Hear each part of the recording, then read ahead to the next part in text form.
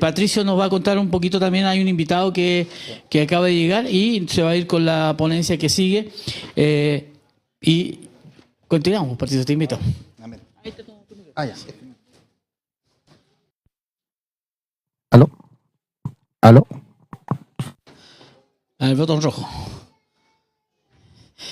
La primera lección no salió por internet, ¿ok? Esa no ha sido grabada. Tenemos un acuerdo, ¿cierto? Para que no... Por distintas cosas, ¿vale? Pero esta ya sale por internet, va a quedar grabada en nuestra página web y continuamos con la segunda parte de nuestra reunión de hoy día, Resurrección. Vamos, Patricio. Queridos hermanos, muy buenas tardes, que el Señor les bendiga otra vez por estas tierras. Muy contento de verles nuevamente a mi querida familia Maná. Yo soy como ya de la casa. ¿Qué les parece un chiste para partir? ¿Amén? Ya. Habían 3 pastores, un metodista, ¿ya? Un bautista y un asambleísta, ¿ya? Y los 3 tenían problemas de murciélago en la iglesia, ¿ya? Y un día se juntan y se preguntan uno al otro, oye, ¿qué hiciste con los murciélagos? El metodista dijo, no, yo contraté a una persona para que le cerrara los huecos, para que tratar de expulsarlos de la iglesia.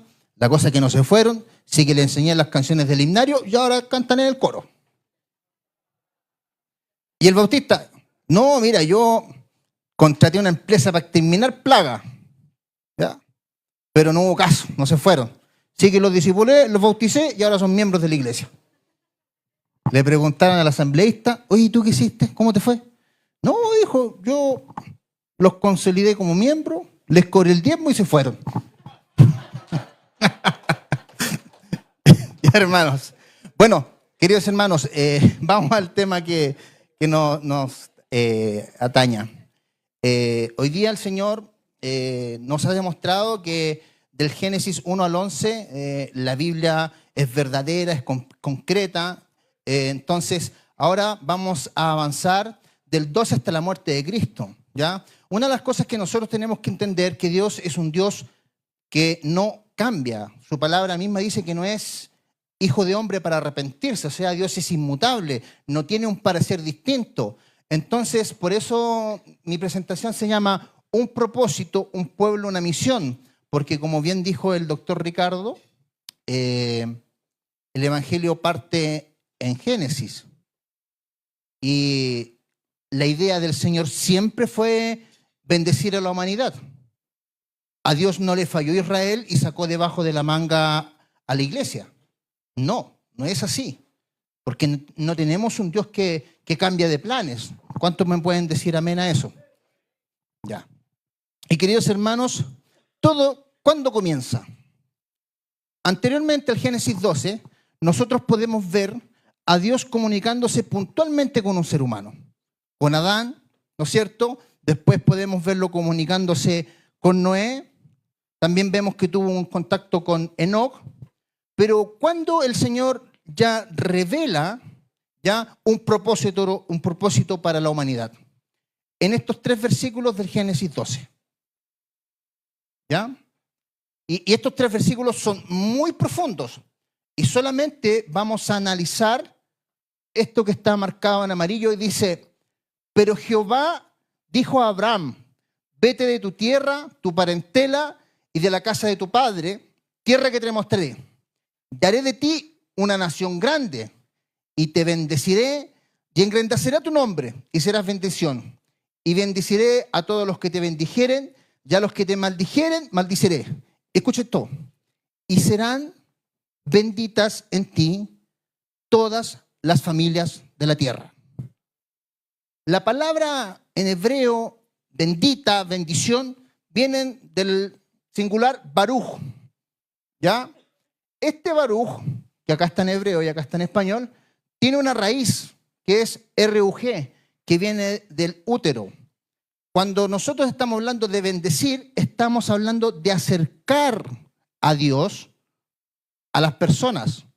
O también, cuando hablamos de maldecir, estamos hablando de alejar a Dios a las personas. Y desde ahí que tanto la palabra baruj como rajem, que es misericordia, hablan de que mediante la misericordia de Dios nosotros pasamos a ser hijos de Dios. ¿Ya? Entonces aquí lo que está diciendo de bendecir a las familias de la tierra, está hablando literalmente de acercar a todas las familias de la tierra a Dios. ¿Ya? Y todo parte, en este pueblo, este es el mapa de donde se movió Abraham, y en Ur, y es importante destacar que todos estos pueblos, Nínive, Asiria, tenían una cultura politeísta, adoraban a una multitud de dioses. Los cultos, vamos a resumir esto, eran aberrantes, con sacrificios humanos. Y de aquí, desde este mensaje y desde esta promesa, nace lo que es el politeísmo. Más adelante nosotros, en el Génesis 22, ya podemos ver que Dios le da otra característica importante a esta promesa. Porque dice, de cierto te bendeciré y te multiplicaré. Y fíjese bien este detalle. Tu descendencia como las estrellas del cielo y como la arena que está a la orilla del mar, y tu descendencia poseerá las puertas de tus enemigos, y en tu simiente, nuevamente, serán benditas todas las naciones de la tierra. ¿Ya? Por cuanto obedeciste a mi voz. Aquí la característica importante es resaltar que tanto las estrellas del cielo como la arena que está a la orilla del mar figura algo incontable, algo que el ser humano no va a poder cuantificar en número. ¿Ya? Entonces vemos ya a un Abraham que va a acercar a las naciones de la tierra y no se sabrá el número de cuántos son los que hay que acercar, ¿ya? Porque es bajo su descendencia. Posteriormente, esta misma bendición se traspasa a su hijo Isaac. Siempre he pensado que Abraham, cuando falleció, tan solo con 8 hijos, habrá pensado, ¿y la nación que vendrá de mí? Pero los propósitos del Señor, queridos hermanos, siendo la palabra de Dios profética, se va cumpliendo en el tiempo. Y eso podemos evidenciarlo a través de la historia. Y por eso, cuando de los 8 hijos que tuvo Abraham, el segundo fue Isaac, el hijo de la promesa, ¿ya? Dios también le anuncia, dice que multiplicaré tu descendencia como las estrellas del cielo y daré a tu descendencia todas estas tierras. Aquí Dios le agrega otro contexto a la promesa. Primero habló de una nación con Abraham, después habló de multitud, y aquí ya está hablando de tierras. O sea, ya de un lugar físico donde ellos habitarían. Entonces, después, ¿cuándo se comienza a materializar el concepto de nación? En la historia de Israel, con Jacob, con ese hermano menor que le compró la primogenitura a su hermano mayor por un plato de guisado, ¿ya? Y Dios a él le dice ciertamente las mismas palabras que le dijo a su padre Abraham, Isaac, y ahora le toca a él. Dice, la tierra que estás acostado te la daré a ti y a tu descendencia. El versículo 14 dice, será tu descendencia como el polvo de la tierra. ¿Qué? ¿Usted podría contar el polvo, las partículas de polvo de la tierra? ¿Ya? Y escuche bien esto, mire. Te extenderás al occidente, al norte y al sur. Todas las familias de la tierra serán benditas en ti y en tu simiente. Nuevamente el Señor anunciando un plan, pero para la humanidad. A través de una nación, pero el plan era para la humanidad.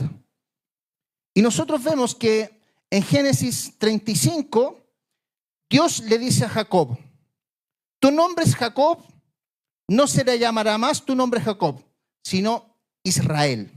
Será tu nombre, y lo llamó Israel. Este nombre siempre nos han enseñado, porque la Biblia dice el que lucha con Dios, su significado, pero lo han interpretado mal, que es como que él está luchando con él. No, lo que quiere decir Israel, que acá está en sus letras originales, ¿ya? Es que tal como se ha enseñado, el nombre de Israel está relacionado con la con la raíz lisrot, que lisrot es ejercer principado, influencia donde provienen las palabras como príncipe, la raíz de Israel. Entonces, lo que significa Israel es luchar con Dios, pero luchar de la mano con Dios. Es como portar el principado de Dios luchando con Él. O sea, aquí hay dentro del plan de Dios ya una profecía con el nombre de Israel, el cual sería utilizado para portar el principado luchando de la mano con Dios. Y Jacob, o Israel, como ustedes conocen en el Génesis, tiene 12 hijos. Y los hijos son Aser, Benjamín, Dan, Gad, Isaacar, José, Judá, Leví, Neftalí, Rubén, Simeón y Zebulón. Y dentro del mismo Génesis, también nosotros podemos ver que en la historia de estos hermanos, todos ellos le tenían envidia a José, ¿no es cierto?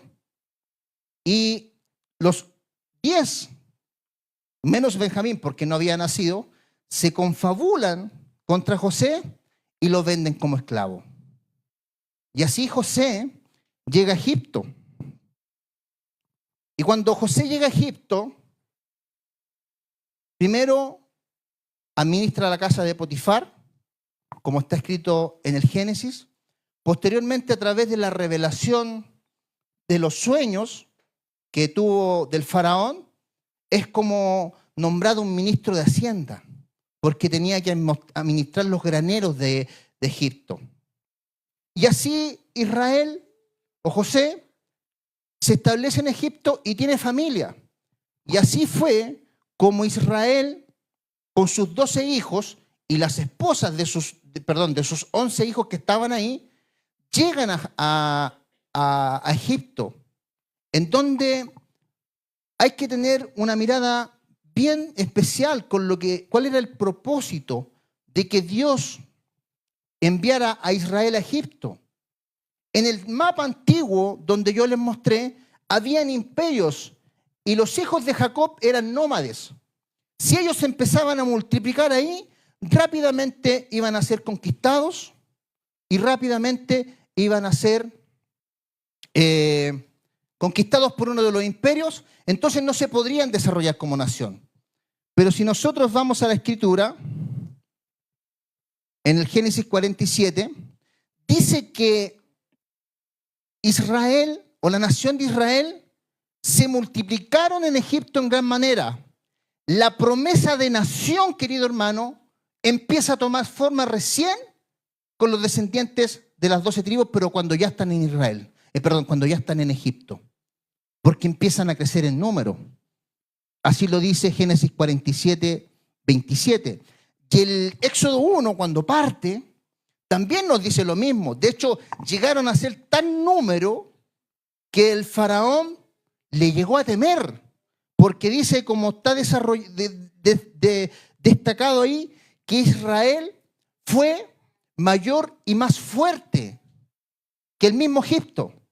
Y por eso ellos los subyugaron, los esclavizaron. Pero ojo, Dios utilizó a Egipto para cuidar a Israel y se pudieran desarrollar en número. Y una nación se tiene que componer de habitantes, ¿no es cierto? ¿Qué pasa? Que José en Egipto tiene dos hijos hermanos muy importantes en la historia bíblica, Efraín y Manasés, ¿ya? Y cuando llega Jacob, como relata este versículo del Génesis 48, cuando llega su padre Israel y lo ve y se da cuenta que tenía dos hijos, hace un acto muy simbólico, profético y importante para poder entender la expansión de Israel y el evangelio a través de la historia. Él adopta a sus dos hijos, a Efraín y Manasés, y le dice: yo ahora, tus dos hijos, Efraín y Manasés, que te nacieron en la tierra de Egipto, antes que viniese a ti a la tierra de Egipto, míos son. como Rubén y Simeón serán míos. Posteriormente, Jacob en el versículo 48, y este detalle es muy importante que ustedes lo puedan ver acá, pone una bendición sobre los hijos de José. Y es una bendición totalmente profética. Cuando los patriarcas o los padres de las familias en la cultura hebrea querían bendecir a los hijos, siempre ponían al primogénito con la mano derecha. Entonces, como ya Jacob estaba anciano, José le trajo sus hijos y le puso a Manasés, que era el mayor, se lo puso para que le pusiera la mano sobre la cabeza y le diera a él la bendición del primogénito. Pero vemos que Jacob cruza las manos, la mano derecha la pone sobre la cabeza de Efraín, que era el menor, y la cabeza de Manasés quedó en su mano izquierda. Y de hecho, en el Génesis 48 lo podemos leer así.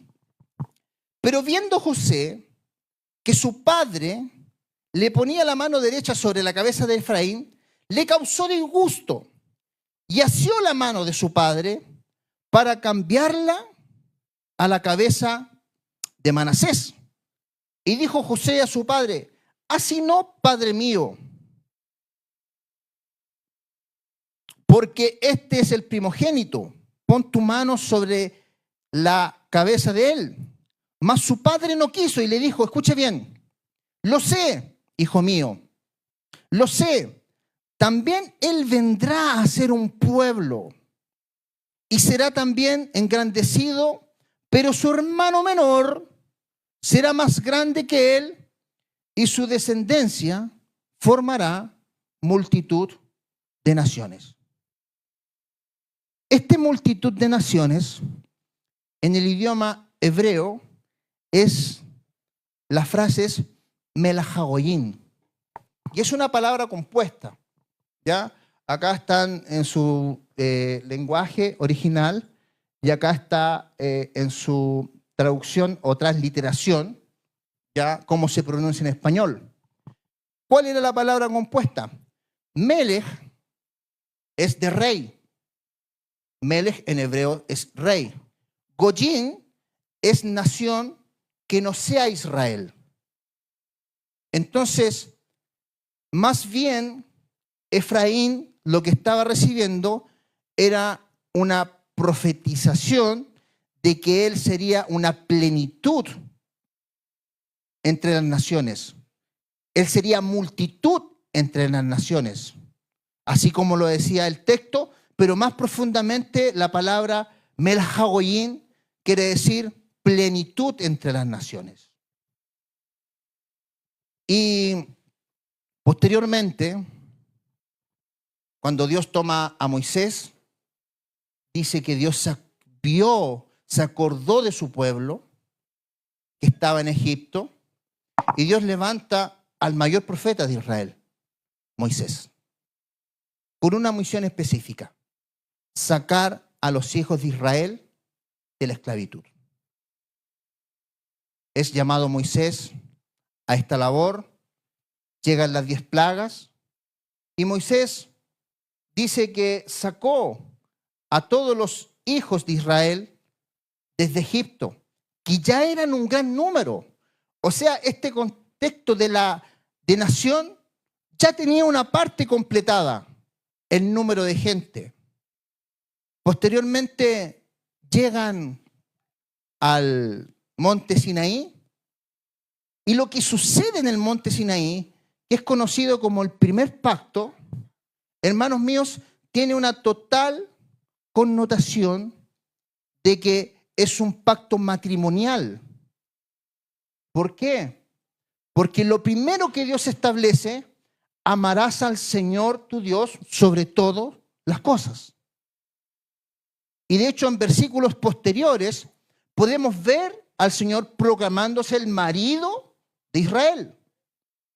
Y el Éxodo 19 dice así: vosotros visteis lo que hice con los egipcios y cómo os tomé sobre las alas de las águilas y los he traído a mí. Ahora pues, si diereis mi voz y oído mi voz y guardareis mi pacto, escucha bien esto, vosotros seréis mi especial tesoro sobre todos los pueblos, porque mía es toda la tierra. Y vosotros seréis un reino de sacerdotes, gente santa. Estas palabras que dirás a los hijos de Israel. Entonces vino Moisés y llamó a los ancianos del pueblo y expuso en presencia de ellos todas estas palabras que Jehová le había mandado. Y todo el pueblo respondió a una y dijeron, lo que Jehová ha dicho, haremos. Esto fue como, ¿quieres casarte conmigo? ¿Quieres tener un pacto conmigo? Y Israel respondió que sí.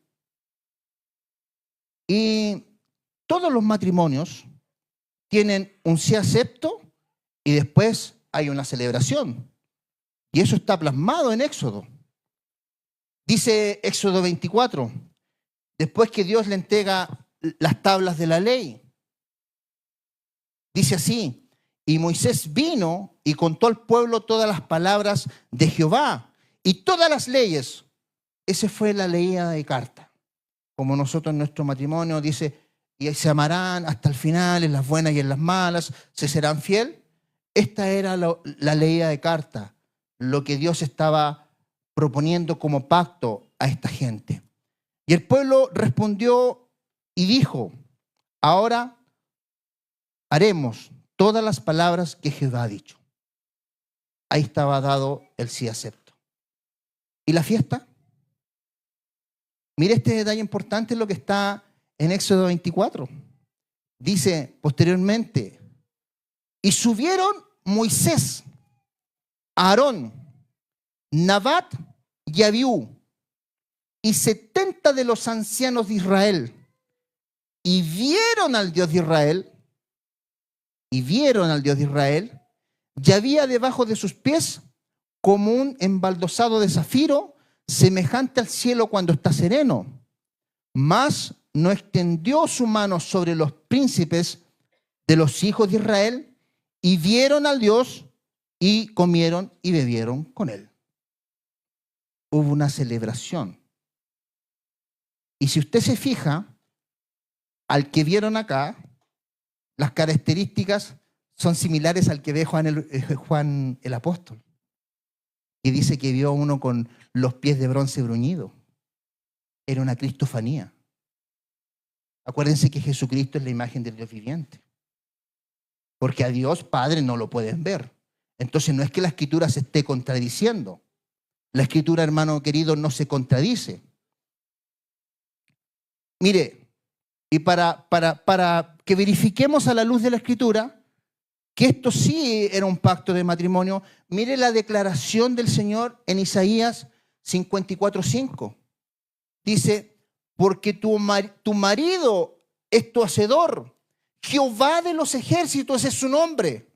¿Quién era el marido de Israel? Jehová. Y tu redentor, el Santo de Israel, Dios de toda la tierra será llamado. Es importante entender que el pacto que Dios estableció con los hijos de Israel en el desierto fue un pacto de carácter matrimonial. Por eso el pecado de idolatría es semejante al pecado de adulterio o tiene la misma tipificación en la Biblia. Y eso lo podemos verificar muy bien si usted lee el libro de Oseas, que está hablando de la idolatría de Israel y lo tipifica Dios como el profeta que tenía que casarse con la prostituta. A pesar de que se iba y se embelecía con otros hombres, Dios le decía, ve por ella.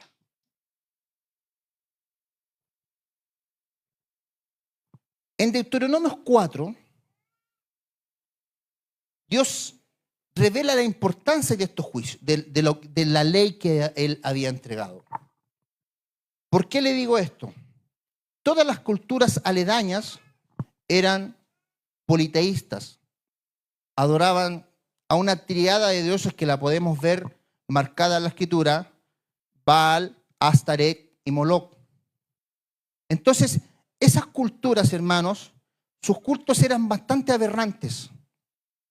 Y de hecho, Por eso Dios, en el Antiguo Testamento, cuando a usted le digan, oye, pero es que Dios es malo, mandó a matar mujeres. Hermano mío, esas culturas quemaban sus hijos al fuego honrando al dios Moloch. Eso es lo que Dios quería eliminar. Y por eso en Deuteronomio 4 dice, ¿qué nación grande hay que tenga dioses tan cercanos como lo está Jehová, nuestro Dios, en todo cuanto le pedimos? Acuérdense que en el desierto el Señor a su esposa, a Israel, la vistió, la alimentó, la cuidó y la hizo aumentar. Y la promesa de nación se cumple un segundo aspecto. Ley. Las naciones tienen multitud y tienen una ley por la cual regirse. Entonces, ¿pero qué nación hay grande y que tengas estatutos y juicios justos, como es toda la ley que yo pongo hoy delante de vosotros? Hermanos míos, la importancia de la ley en aquellos tiempos fue tal que hoy día traspasó hasta la actualidad en nuestra era. Todos los poderes judiciales de todo el mundo, la estructura es la ley mosaica. Por eso a los abogados en sus primeros años se les enseña algo de teología, para que puedan comprender cómo el ser humano entendió que mentir es malo, que robar es algo que no está correcto, que adulterar es algo que no está correcto. Entonces lo que Dios quería a través de la ley es hacer un impacto entre las culturas de la tierra. Y de hecho ese impacto se fue logrado. Por eso nosotros hoy día tenemos un matrimonio. No desearás a la mujer de tu prójimo. Por eso la mentira está tipificada como varios delitos, estafa, cohecho, dolo, porque nacen de la mentira. Y en el libro de la Torá, estas mentiras tenían su castigo. Pero ¿qué es lo que sucede? Que Dios, teniendo presciencia, sabiendo todas las cosas, sabía que Israel iba a fallar. Y por eso en el mismo 4 les dice, yo pongo hoy por testigos al cielo y la tierra, que pronto pereceréis totalmente hacia la tierra a la cual pasáis al Jordán a tomar posesión de ella. Ojo con esto, a la tierra a la cual pasáis a tomar posesión de ella. Ahí se completa el proceso de nación, multitud, ley y territorio. Se completa lo que Dios le había profetizado a Abraham 700, 800 años antes, aproximadamente, no tengo la fecha clara.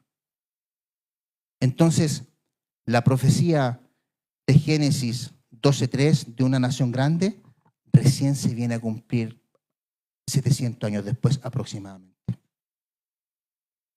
Y en el 27 dice, y Jehová os esparcirá entre los pueblos y quedaréis poco número entre las naciones a las cuales los llevará Jehová. Ya el Señor anuncia que estos hijos de Israel se extenderán o serán esparcidos entre las naciones. ¿Se acuerda lo que Dios le dijo a Jacob? Te extenderás al norte, al sur, al este y al oeste. El rompecabezas se va encajando. Así pasa, y antes de pasar, Jehová nuevamente les recalca. Dice así, sucederá que cuando hubiere venido a ti todas estas cosas, la bendición y la maldición que ha puesto Jehová delante de ti, la bendición era obedecer la ley, ser luz de las naciones, que la promesa de Abraham se cumpliera a través de ellos, de que todas las naciones se acercaran a Dios o a la Torá a través de ellos, y te arrepentieres en medio de todas las naciones y te convirtieres a Jehová tu Dios y obedecerás su voz conforme a todo lo que yo te mando, tú y tus hijos con todo tu corazón y con toda tu alma, entonces Jehová hará volver a los cautivos y tendrá misericordia de ti. Y volverá a recogerte entre todos los pueblos en donde te hubiera esparcido Jehová tu Dios, aun cuando tus desterrados estuvieran en las partes más lejanas que hay debajo del cielo. Y allí te recogerá Jehová tu Dios, y allá te tomará y te hará volver Jehová tu Dios, y a la tierra que heredaron tus padres será tuya, y hará bien y te multiplicará más que tus padres. Hay una promesa también de que si Él los esparcía, los volvería a recoger. Lo que hoy se conoce como diáspora. Todos sabemos que los judíos están esparcidos en toda la tierra. Y hay un plan de la nación de Israel que se llama diáspora, que los hace retornar a su tierra, les otorga nacionalidad y les le otorga un trozo de tierra para que sean parte de la nación, para hacer cumplir esto. Y así pasa Israel al otro lado del Jordán y se forma de la siguiente manera. Se divide en regiones. Cada tribu toma una región, pero la tribu de Leví, usted acuérdese que no toma tierra porque fue entregada al sacerdocio, ¿ya? Y la tribu de José fue reemplazada por Efraín. Entonces los hijos de José, Efraín y Manasés, como Jacob o Israel los adoptó, tomaron posición legal como hijos, y de ahí viene lo que nace como el concepto de adopción, que la adopción es un concepto legal. Y cuando a usted le digan, oye, es que Jesucristo no viene de José. Sí, pero Dios le dijo, acepta a María como tu esposa. Y con una adopción tomó todos los atributos y la línea davínica de David. Lo podemos ver graficado acá. Los hijos de José tuvieron el derecho a esta tierra, porque Jacob los adoptó como sus hijos. Israel por mucho tiempo fue reinada por jueces, posteriormente piden un rey. Dios les entrega a Saúl. Saúl comienza a desobedecer a Dios en algunas instrucciones muy claras, sobre todo en cuanto a la conquista hacia otros territorios, porque Dios lo que quería eliminar de raíz eran las aberraciones que hacían a Moab, a los moabitas. Pero Saúl, teniendo la bendición de Dios, cuando empezó a ganar las batallas, empezó a traer los tesoros que mismo Dios le había dicho que tenía que destruirlos. Posteriormente esto llega David, gobernando bajo las 12 tribus de Israel. Y David, queridos hermanos, es el mayor rey de Israel, donde la nación, ya compuesta por multitud, por una ley y por territorio, cumple su apogeo. David termina de limpiar la tierra y se establece un nuevo concepto moral, el cual no tenía que respetarse al otro ser humano. Amarás a tu prójimo como a ti mismo. Donde se establecen leyes de medida, de los lindes en el territorio, cosas que en otras naciones no estaban establecidas.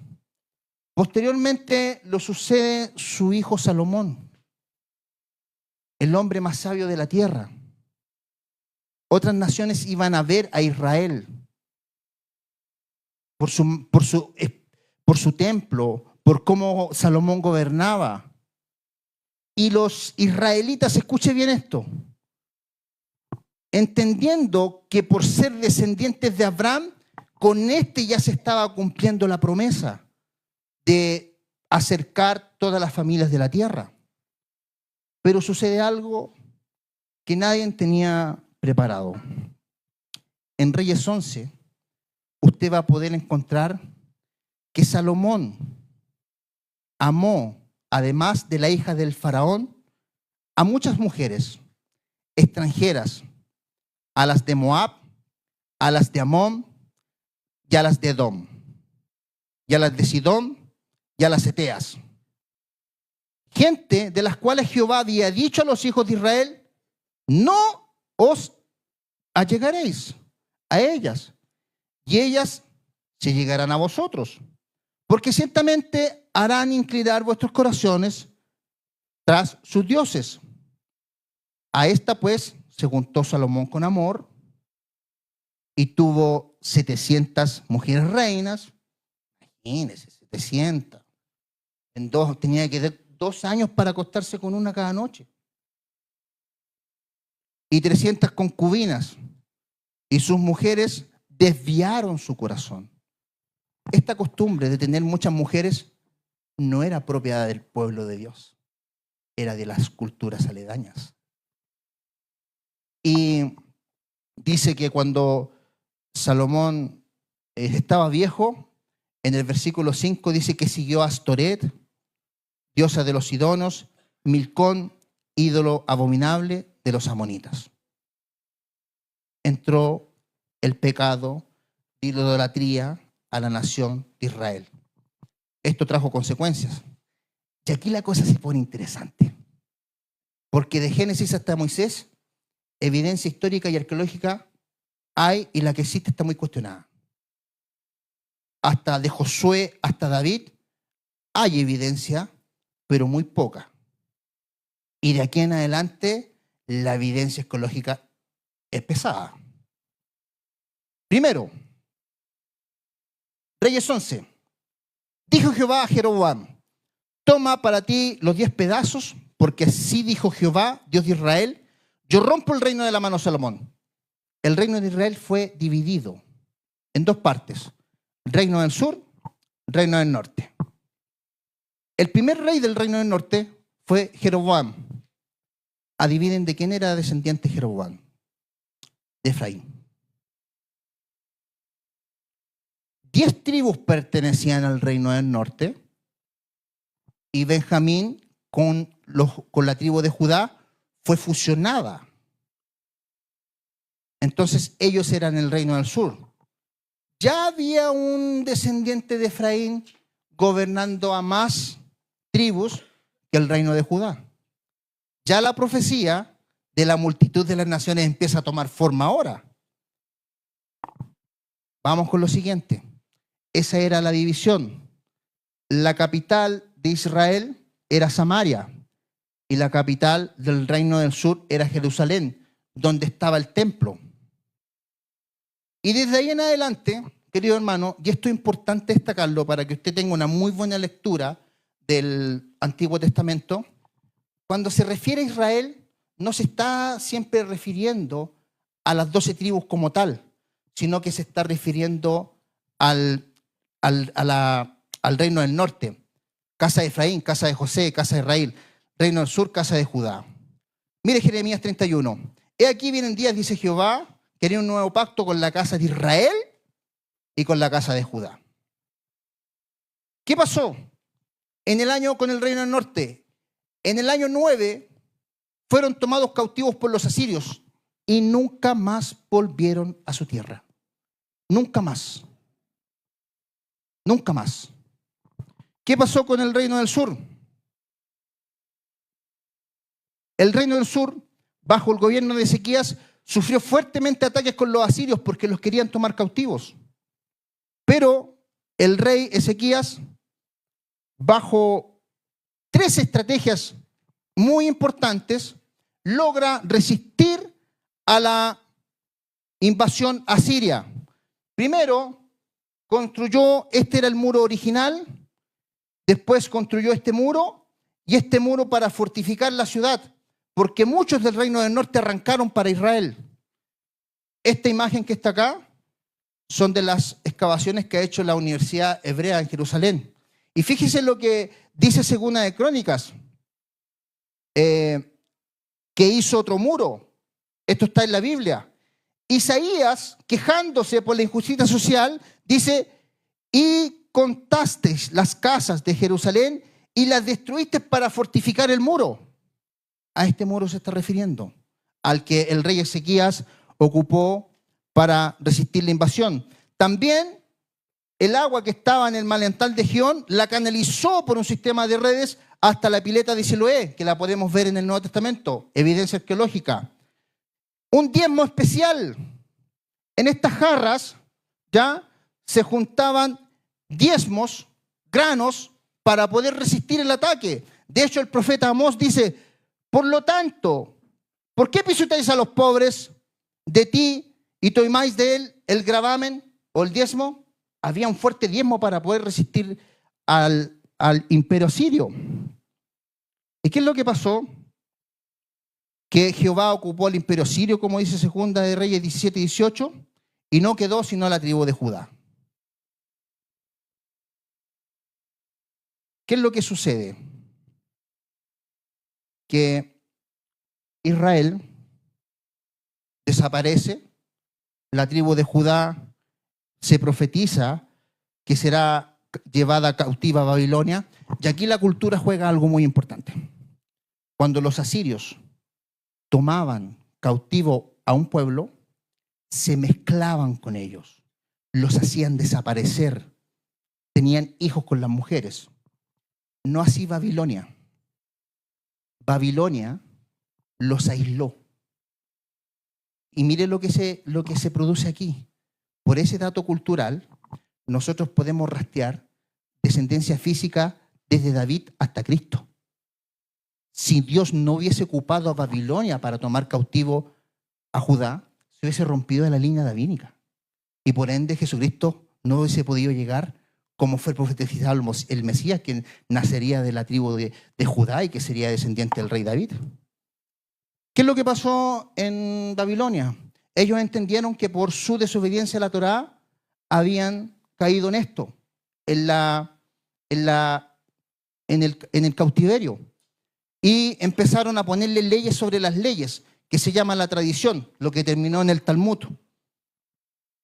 Y miren la influencia de cómo Jesucristo en Marcos 7 les reclama a los fariseos sobre sus tradiciones. Dice, porque dejando el mandamiento de Dios, os aferráis a las tradiciones. Es ahí en Babilonia donde nace el judaísmo como tal, lo que el Señor criticó tan fuertemente, porque ya habían puesto más leyes sobre las leyes y las tradiciones estaban sobre la palabra de Dios. Pero el Señor empieza a profetizar en Ezequiel 34, mire esta profecía, anduvieron perdidas mis ovejas por todos los montes, en lo collado alto, por toda la tierra de la faz fueron esparcidas, lo que había dicho en Génesis. Y dice, porque así ha dicho el Señor, yo mismo iré a buscar a mis ovejas. Profecías. Pero en Jeremías 31, 33 anuncia que Él va a hacer un nuevo pacto con la casa de Israel y con la casa de Judá. Ojo con esto, nuevo pacto. Pero lamentablemente, Dios en Jeremías 3 anuncia otro detalle importante, que ella le había dado cartas de repudio a Israel al reino del norte, porque acuérdense que era un pacto matrimonial. Y esa carta de repudio era porque en el libro de Oseas Dios relata de que ellos se vendieron a los otros dioses y les dice en el versículo 9, vosotros ya no sois mi pueblo, los expulsa. ¿Por qué? Porque Efraín alquiló amantes. Pero había un problema, la ley, Deuteronomio 24. Dice así, si yo estoy casado con mi esposa y yo le entrego una carta de divorcio porque ella me engañó, ella va y se casa con otro hombre, no será adúltera porque yo la despedí, pero si el otro hombre la desprecia, yo no voy a poderla tomar de nuevo por esposa. ¿Por qué? Porque es abominación. ¿Y qué es lo que está hablando en Jeremías 3 el Señor? Un nuevo pacto con la casa de Israel y con la casa de Judá. La misma ley se lo impedía. Entonces, analicemos estas profecías sobre el Mesías o estas características del Mesías. He aquí, una virgen concebirá y darás a luz a un hijo, que llamarás por su nombre Emmanuel, Dios con nosotros. Isaías también dice lo mismo, que el Mesías será Dios con nosotros. Mire las palabras de Jesús, dijo, yo no soy enviado, sino a las ovejas perdidas de la casa de Israel. ¿Ve que el peso histórico le va dando más sentido al texto? Y dice así: yo y el Padre uno somos, adjudicándose la autoridad de deidad. Y de hecho, en la Gran Comisión dice así: Jesús se le acercó diciendo: toda potestad me es dada en el cielo, en la tierra. La potestad que tenía el Padre, Él se la dio. ¿Cómo conjugamos todo esto? Yo y el Padre uno somos, yo mismo iré por las ovejas. Mire el pensamiento de los judíos. En Mateo 3:7 dice: al ver que muchos fariseos de los saduceos venían a su bautismo, le decía: generación de víboras, ¿quién os enseñó a oír de la ira venidera? Haced pues frutos dignos de arrepentimientos, y no penséis decir que vosotros mismos a Abraham tenemos como padre. Estaba internalizado dentro del pueblo judío que por la descendencia sanguínea ellos iban a ser salvos.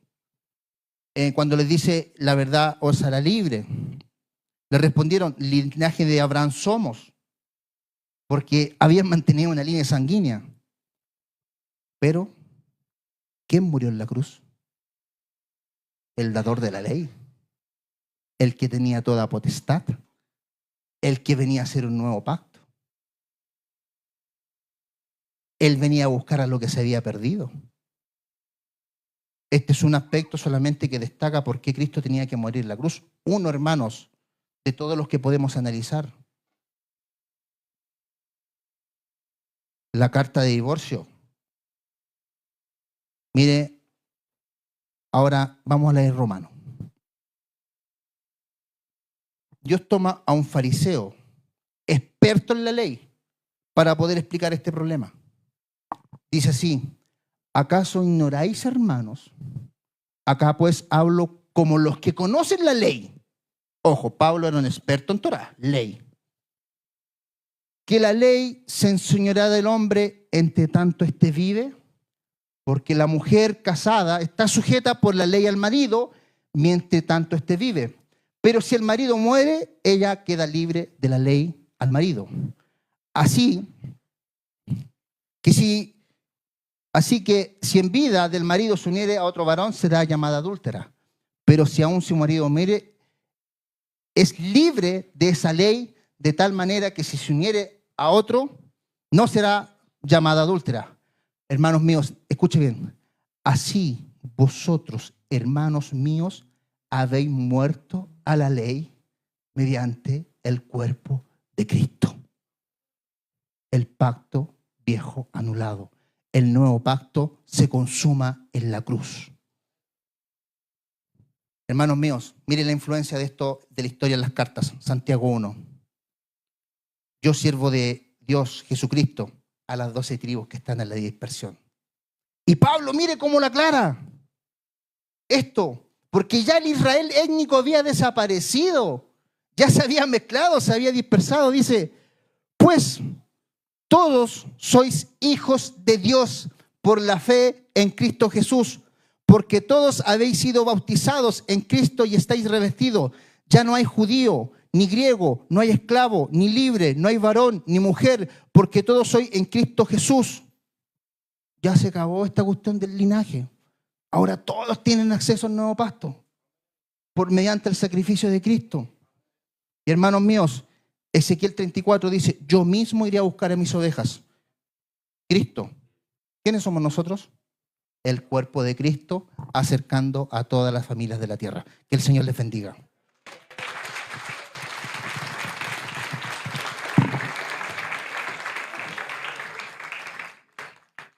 Muy bien, espectacular. 10 minutos de break y ya viene la última ponencia, el pastor César Banda, con la última enseñanza que seguro nos va a bendecir. Tienen 10 minutos desde ahora ya, 18:20, 18:30. Continuamos con la última ponencia.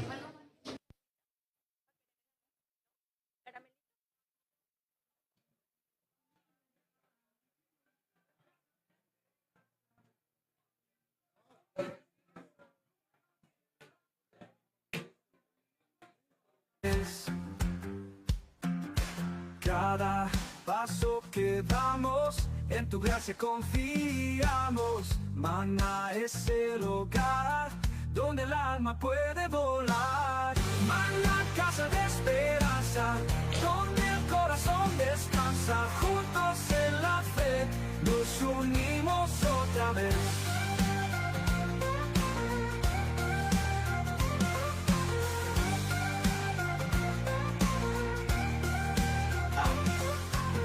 Acá el amor se siente, aquí la paz se comparte. Maná es la fuente donde encuentro el deleite. Maná, casa de esperanza, donde el corazón descansa. Juntos en la fe, nos unimos otra vez.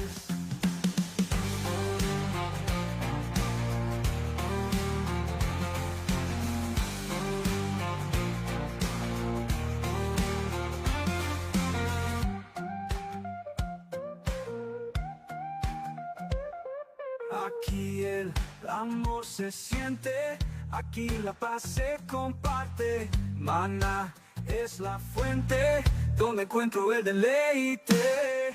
Maná, casa de esperanza, donde el corazón descansa. Juntos en la fe, nos unimos otra vez.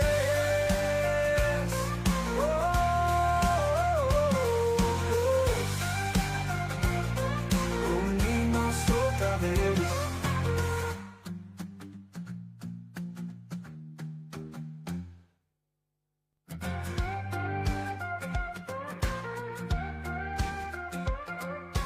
Donde la fe renace y el amor no se apaga. En Maná encontramos la familia que no falla. Maná, casa de esperanza, donde el corazón descansa. Juntos en la fe, nos unimos otra vez.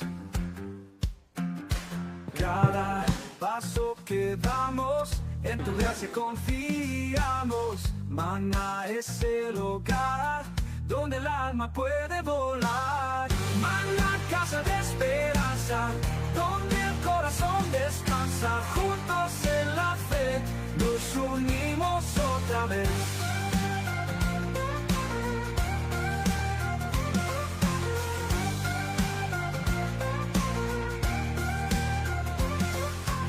Acá el amor se siente, aquí la paz se comparte. Maná es la fuente donde encuentro el deleite.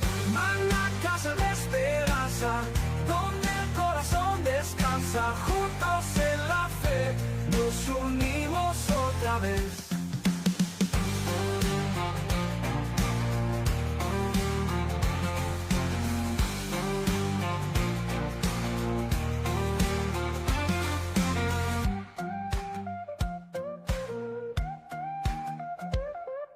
Aquí el amor se siente, aquí la paz se comparte. Maná es la fuente donde encuentro el deleite. Maná, casa de esperanza, donde el corazón descansa. Juntos en la fe, nos unimos otra vez.